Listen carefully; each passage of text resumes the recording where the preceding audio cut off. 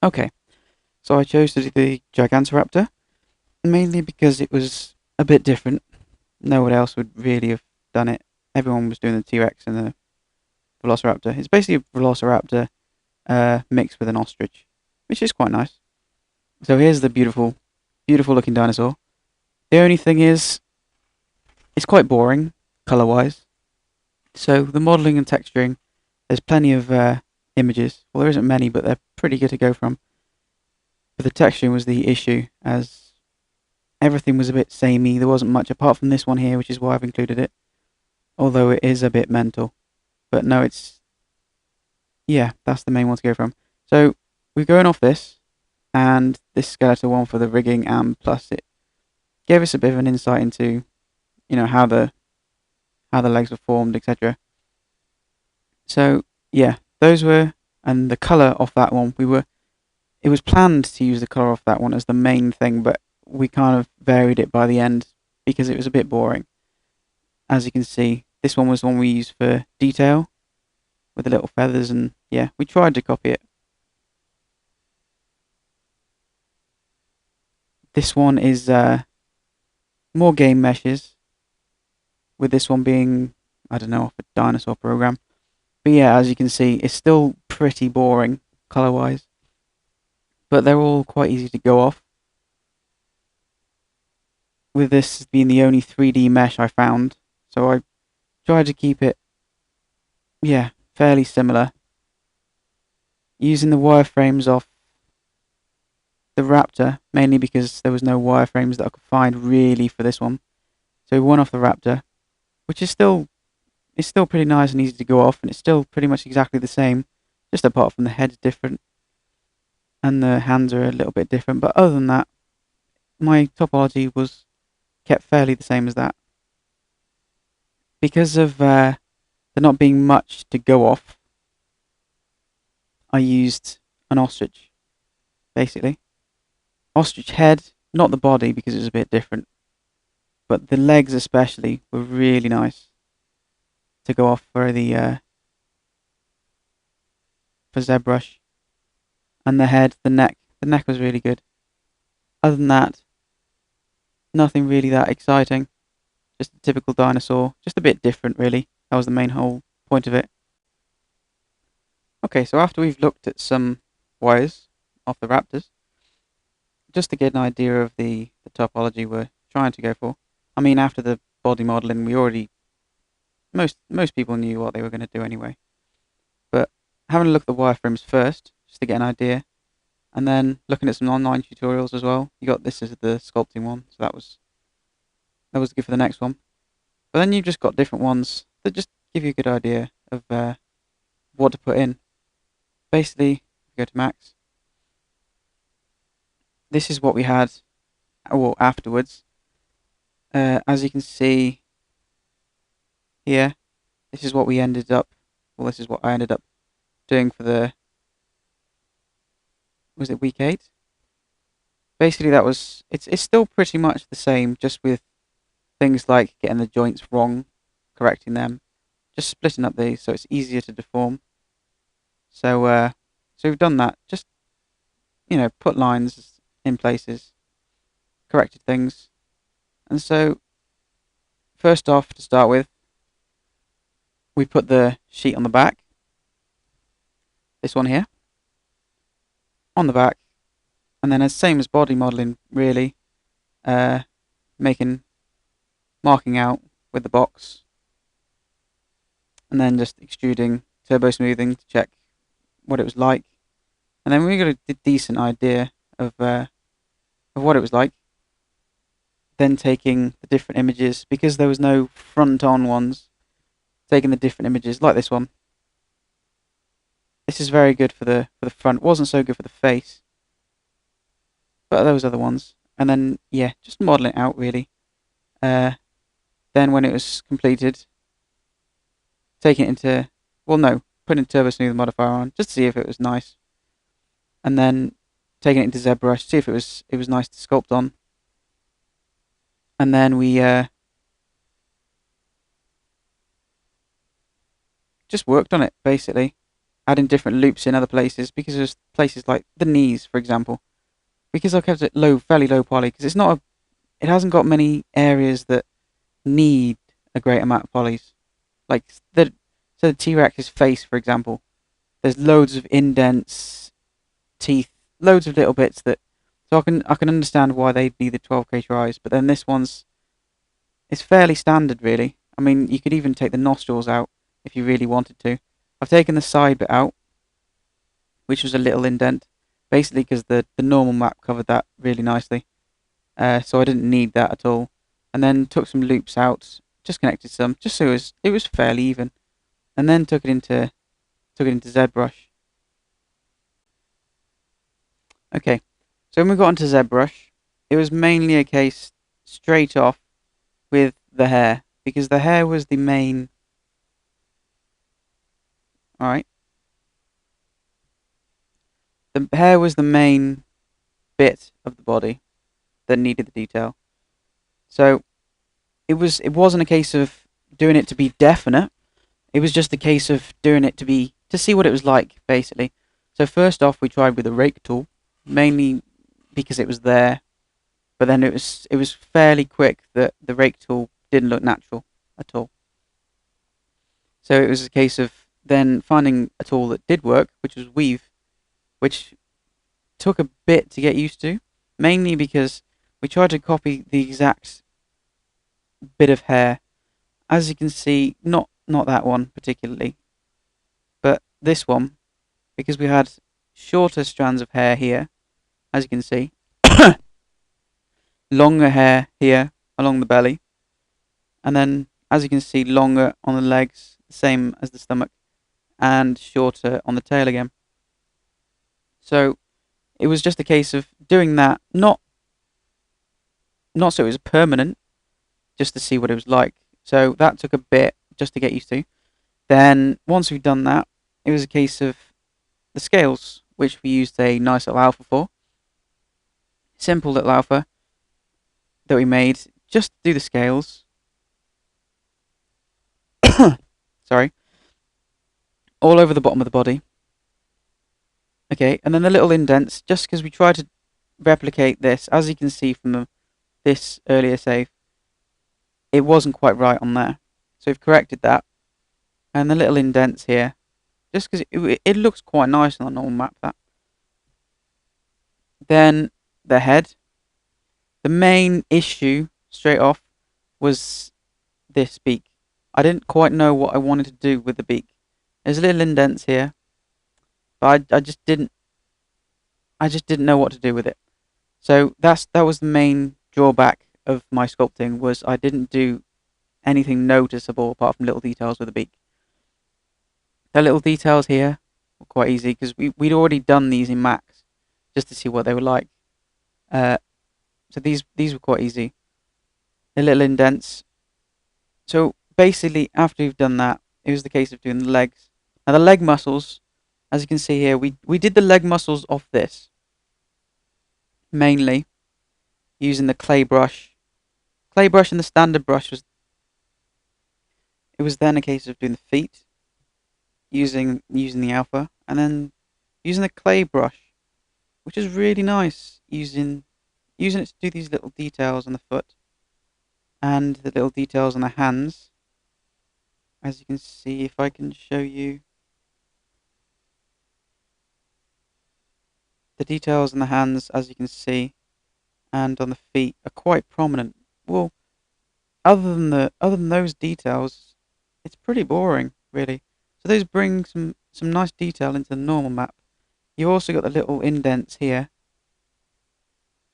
in the side of the legs and all the way along, basically following the muscle definition, which we used the ostrich for quite heavily, really, because if you go off the legs on the other pictures, there isn't that much to go off. I mean, there's some good definition, but there isn't that much. So because it's so similar to the ostrich, we try to implement just a bit of the ostrich's legs. Like, you've got this that's quite similar. The form mainly is what I used for the animation, but we'll go on that in a little bit. But yeah, and the neck. region also adds some nice little details which we looked into. Then it was on to painting, which was fun, mainly because the orange off the pictures, as you can see before, are is quite boring. We had the blue stripe that went here. I'll get the picture up to show you. We had the blue stripe that went halfway down the body, and the little brown. But other than that, the colour difference was they weren't that much. So we looked into other colours. Like I copied this one, but it was just too manic for me. And plus, I didn't have these feathers, which brought it out a lot more. It was very base. Well, mine's this structure, but with these sort of colorings, it just didn't look quite right. So I went back, and instead of just trying to adjust this one, I added this green section off here, but put it along the back of here, which really worked actually. There was a little issue with how it just appeared like it was from nowhere, but then on the Velociraptor, on some of the Velociraptor models even, there's these little shapes here, which I copied and put them on here, and it broke the two colours up really nicely. And then it was just a case of going over the different colours, adding some gradients, making the different colours different. The talons and the claws here, making that a different colour as well, just because it brings it out a bit more. There's some areas on the body, like here, and the tail, if we didn't have the blue stripe and the little things, that are just a bit boring and normal, really. So it was just a case of sorting that out and creating a gradient by using the intensity and just bringing it down and copying one on top of the other, one colour on top of the other, just to create the gradient. And then also going over the individual strands, if I can zoom in with Cam Studio on.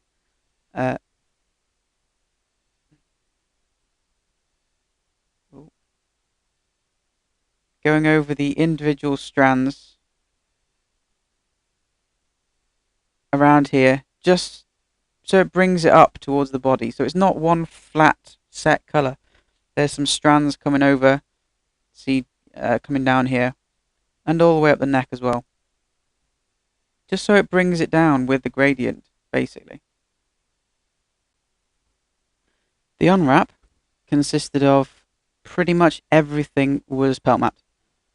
Mainly because it was just so good. And then the relax tool. So if we look at the unwrap now, we've split. Obviously first it was a case of looking at all of the different dino unwraps we could see on the internet. And then seeing the relevance to this, which was mainly the Velociraptor. Also, it was taken into account how the Gigantoraptor has got its name because it's so big. In relation to a person, it's for basically a person will come up to about his knees.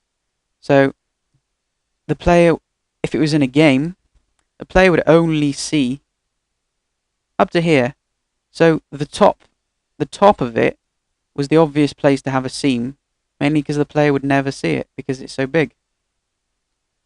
So the seam was put up the top and broken up, so it was the neck and the body up into in between the legs, because again, because of the size of the player, you'd never see in between the legs really unless you're properly looking.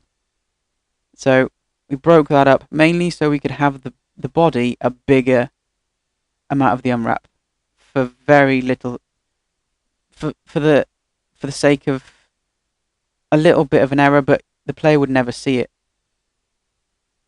So it was the two bits of the body that were broken up, as you can see, the tail and the two arm feathery bits, then the two arms, and the two legs, and the head section.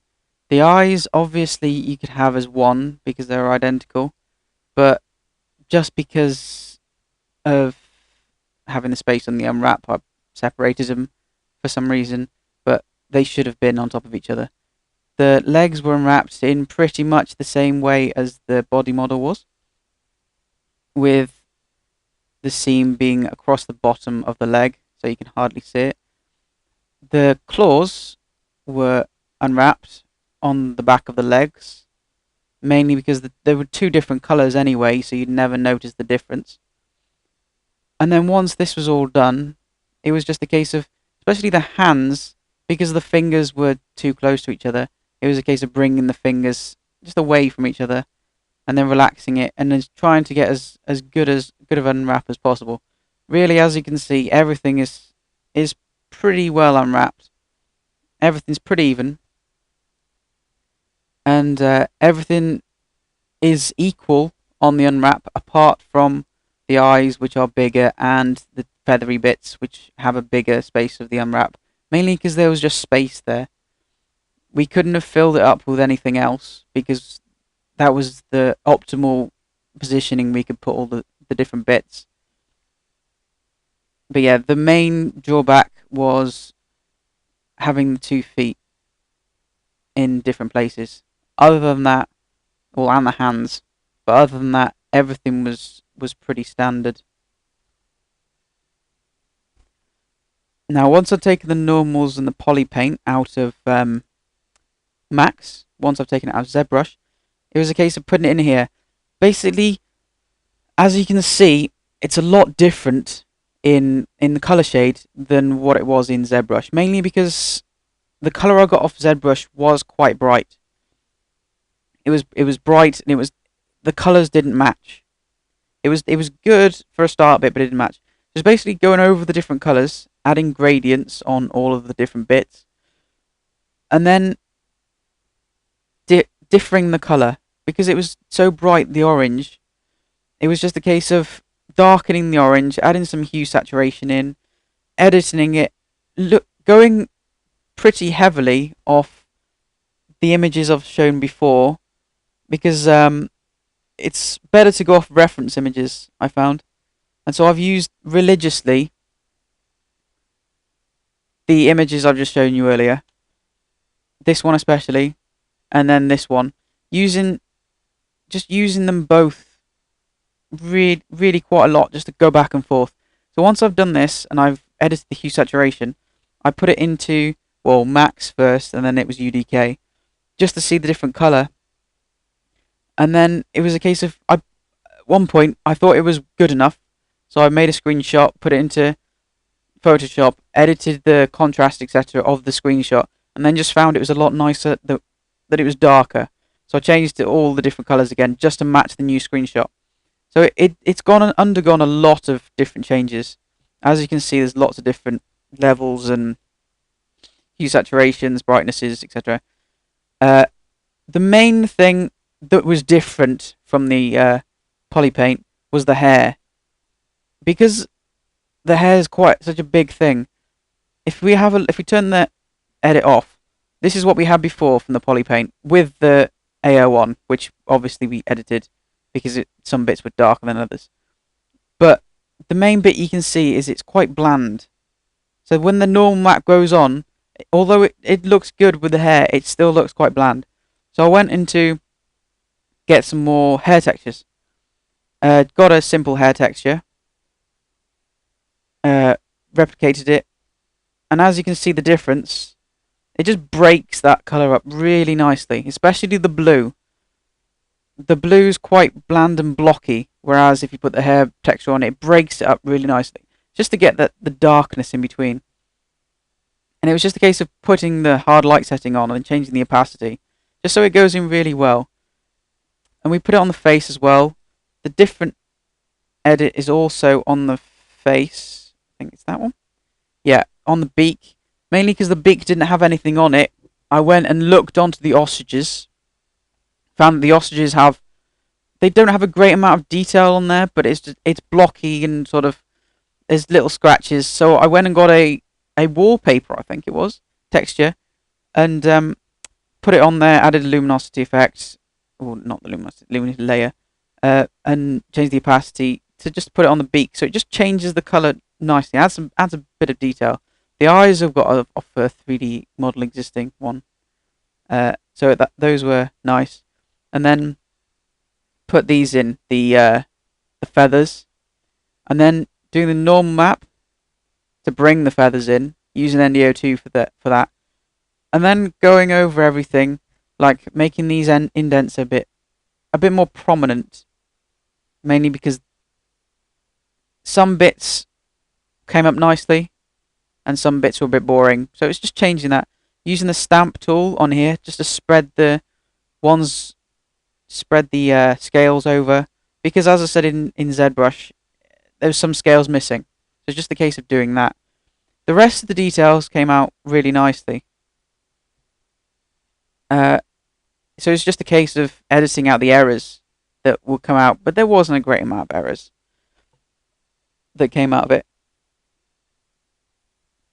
Now if you look into the specular map, basically we've looked at the ostrich again, looked at which bits are brighter than the others, found that the scaly bit on the bottom is the obvious choice for having a higher specular value. The rest, it should be technically, well, I thought it was going to be a lot darker, but looking at videos of the different animals, the hair, it's got a bit of greasiness to it, a bit of shine, so it's not darker. Obviously, we've added a bit of shine onto the nails and the claws. Now the opacity map is pretty self-explanatory, basically, because everything's there apart from just editing the wings out. It's basically just a case of indenting the wings after we've done them, just so it adds a bit of difference. Okay, so now if we go to the rig, it was quite simple to do, because we've already got the image that we've seen before of the skeleton. So we line the skeleton up and pretty much went exactly off the skeleton. So this was quite high to the top, and the arms are in exactly the same position, and the legs, we'll just take that out, and then the legs pretty much exactly the same. The main issue was this coming back, because it caused quite a lot of errors. Other than that, it was quite simple to do, and didn't take much, like the skinning, without a problem. It was just the case of doing this. So to do the walk cycle, it was just a case of getting the walk cycle off a YouTube link, off of an ostrich, and then editing it, and then just editing the bits of size. So it was kind of like when it touched the ground, the ostriches pretty much glided off the ground. But because the Gigantoraptor is so big, it seemed obvious that it should properly touch the ground and properly throw off the ground again. But as you can see, like this pose here uses exactly the same as the pose of the ostriches before. If I just throw this up, see here. So it's using the form of the ostrich and bringing it onto this, mainly because that's the only thing we have apart from stills of what the dinosaur people thought looked like. So it was that, plus doing a typical dinosaur. Well, the head was a chicken, sort of. So when the chickens walk forward, they nod their head. So it was a case of adding that in to add a bit of interest, because the ostriches don't really do that. They kind of put their head down and run. The arms obviously following like they would normally. And then the tail, just to add some balance going from side to side. Okay, with the idle pose, I basically created it purely to be a simple pose. But looking over other people's and looking into games idle poses, it's very simple, too simple. It basically just goes from side to side. We could have kept it and added some more head motions, but that's the main drawback of, well, my whole project, basically, in my opinion. We've got the fingers, which should have been brought into two, just to activate the hands a bit more so I could make more poses. If we look back onto the texturing, the drawback of, well, the negative that I think of the texturing is the tail and the arms. Mainly because, really, if I wanted to do a proper job of it, I would have gone into proper detail and done them and sculpted them. Instead, I thought it would have been a good idea to just alpha map them and then NDO2. But it seems that although it looks good enough for the model, it could have been much better. Other things of uh, other negatives even would be just that it's a good color compared to the references we've gone off. But if you look onto dinosaur programs or the games, it may not necessarily be as lifelike as other dinosaurs. So, although the colours go well for what we wanted it to do, it may not properly fit into a game. Other drawbacks are the nails or the claws. Instead, they're just made into one solid one just to save tries because I thought it would be okay. But I could have, or at least like chamfered it down, made it indent, so it just brought them out a bit more. The feet ones are okay. The feet ones are fine. They a little bit of detail would have done good, but it was mainly the fingers that were the issue. The loops, as we've gone along, works quite well for the animation. We had no noticeable issues as I was going through. The skinning was easy enough to do. But yeah, thank you. That's all.